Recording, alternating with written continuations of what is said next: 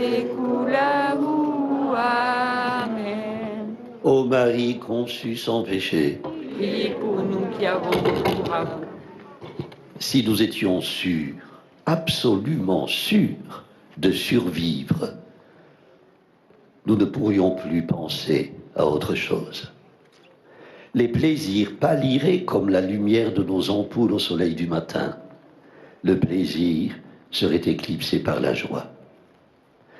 Ces mots d'un philosophe français, Henri Bergson, viennent à heureux complément de l'oraison de ce troisième dimanche de carême, de Pâques. Garde à ton peuple sa joie, Seigneur, qu'il attende désormais le jour de la résurrection, dans la ferme espérance du bonheur que tu donnes. Frères et sœurs, que faisons-nous de la joie de la résurrection? Se réjouir de la joie du ressuscité est une grâce.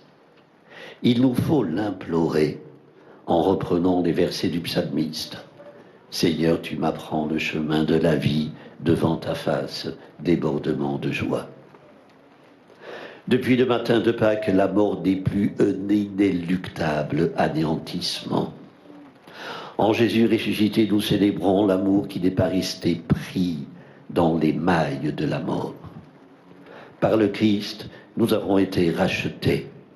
Le Verbe évoque l'action du Seigneur, faisant sortir d'Égypte les fils d'Israël, les délivrant de la servitude. Et tout compte fait, qui que nous soyons, nous aurons résidé jusqu'à l'heure de notre mort, ici-bas, à l'étranger. Nous sommes de passage seulement. Frères et sœurs, parlez en ces termes à celui qui est dans les affres de l'agonie, et à ceux qui l'entourent, n'est ni facile, ni dans le goût de notre temps. Tout est fait pour euphémiser la mort. Parlez de joie en la résurrection à celui ou celle qui va mourir ne consonne plus avec mourir dans la dignité. Quel mourant peut dire, comme Jean-Paul II, à la religieuse qui se trouvait à son chevet, « Laissez-moi partir vers la maison du Père ». Ce furent ses dernières paroles. Remémorons-les. Elles constituent une bonne recette contre l'oubli ingrat de ce que Dieu a fait pour nous et continue de faire. Car même si nous avons traversé des moments douloureux, sombres, même si nous avons essuyé des échecs, nous continuons à être aimés jusqu'au bout. Par la bouche du prophète Isaïe, le Seigneur n'a-t-il pas dit « Une femme peut-elle oublier son nourrisson? Même si elle l'oublie, moi, je ne t'oublierai pas. » Saint François de Salon concluait qu'au jour du jugement, il aimerait mieux être jugé par Dieu que par sa mère. Il faut se souvenir des Écritures. Les deux disciples les avaient oubliés. Ils se rendaient à Emmaüs, tristes, abattus, profondément déçus, succombant à l'oubli ingrat. De ce qu'ils venaient de vivre, ils ne remémoraient que la mort de Jésus. Elle avait mis un terme à leur espérance et à la joie qu'elle avait suscitée. Nous espérions qu'il délivrerait Israël, rapporte-t-il à l'inconnu qui les accoste et chemine avec eux. Ils marchaient morts avec un vivant. Il marchait mort avec la vie, commente saint Augustin. Quel récit! Mort il l'était pour avoir oublié tout ce que les prophètes avaient annoncé. Pierre l'explicite dans son discours de la Pentecôte. S'adressant à des Juifs nourris de la lecture des Écritures, il leur rappelle que la résurrection est annoncée. À sa manière, il reprend l'apostrophe de Jésus aux deux disciples, « Esprit sans intelligence ». Comme votre cœur est lent à croire tout ce que les prophètes ont dit. Pierre leur cite le psaume 16, dans lequel David déclare prophétiquement qu'il ne sera pas abandonné au séjour des morts. L'Écriture a témoigné du Christ en annonçant sa passion. Ouvrons-la souvent, car sans elle, le scandale de la croix est aberrant, les réalités d'en haut inintelligibles. Leurs yeux étaient empêchés de le reconnaître, notre Saint Luc, qui se souvient, lui, de l'oracle d'Isaïe. Vous aurez beau regarder, vous ne verrez pas. Frères et sœurs, pour voir, il faut fréquenter les Écritures et non pas les ânonner. Elles donnent sens au questionnement sur la croix, sur la mort. Quel enseignement de foi donné par Jésus aux deux disciples, un lent passage de l'aveuglement à la lumière. La foi de l'Église elle-même naît et grandit sur la route des désillusions, des angoisses, des abandons.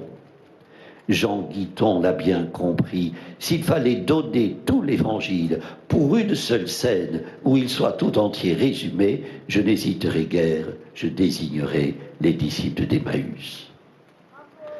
Garde à ton peuple sa joie, Seigneur Dieu, qu'il attende désormais le jour de la résurrection dans la ferme espérance du bonheur que tu donnes. Frères et sœurs, mettons le ressuscité, mettons-nous le ressuscité au cœur de notre vie. Y brille-t-il, comme il brillait dans le cœur impatient de Marie-Madeleine, courant vers un tombeau au crépuscule du matin de Pâques? Heureux qui peut dire, comme Jacob, sortant de son sommeil, en vérité, le Seigneur est en ce lieu, et moi je ne le savais pas. Ce lieu, c'est la route d'Emmaüs. Notre chemin quotidien, Gilbert Cesbron l'appelait la plus grande avenue du monde. Toutes les demeures des hommes donnent sur elle, elles passent devant notre porte. Et chaque jour que Dieu fait, la rencontre est possible. Elle ne dépend que de nous. Elle dépend de notre clairvoyance. Implorons le Seigneur pour que nos yeux ne soient pas empêchés de voir, comme dit Saint Luc. Ne trottinons pas sur cette terre en butinant ces petits bonheurs que chantait Félix Leclerc sans discerner le bien véritable. La Pâque de Jésus, c'est l'éternité qui entre en nous chaque fois que nous partageons l'amour, que nous accordons le pardon, que nous bâtissons la paix, que nous vivons dans la fidélité. À Jérusalem, au paradoxe de tous les temps, pointe le jour de la résurrection, dans la ferme espérance du bonheur que Dieu nous donne. Amen. Prions au Seigneur. Dieu notre Père, toi dont l'amour nous précède depuis toujours, nous te prions.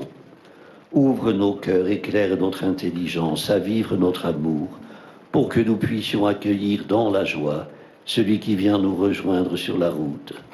Que dans le silence nous soit révélé le secret de Jésus-Christ, ton Fils et notre Seigneur, qui a traversé la mort et nous guide sur le chemin de la vie, dès aujourd'hui et pour les siècles des siècles. Amen. Le Seigneur soit avec vous. Et avec votre esprit. Que Dieu Tout-Puissant vous bénisse, le Père, le Fils et le Saint-Esprit.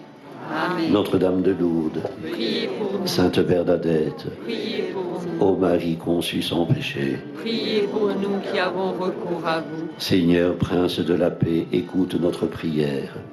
Nous nous tournons vers toi alors que des bruits de guerre résonnent en Europe. Nous te prions pour l'Ukraine, nous te prions pour la Russie, nous te prions pour l'Europe et le monde.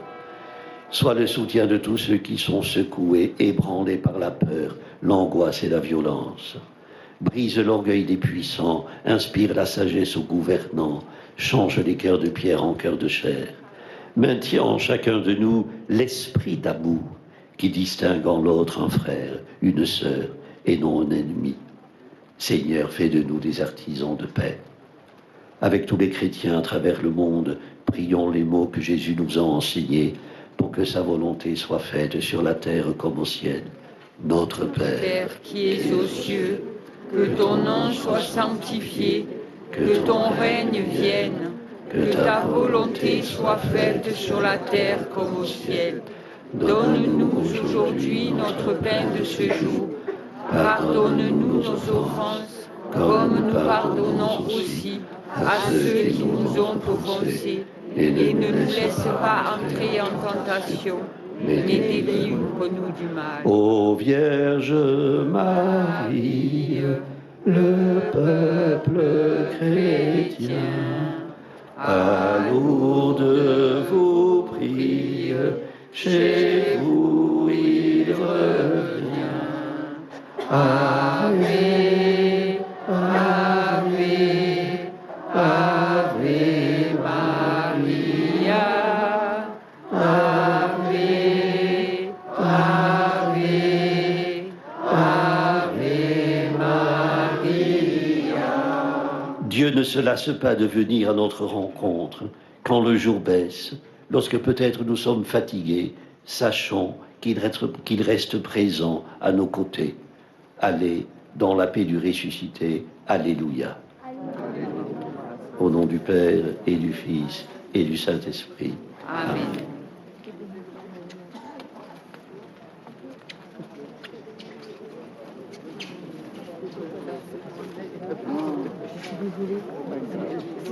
Ça, c'est les paroles. Ça, les paroles. Bonne continuation. Mais vous aussi.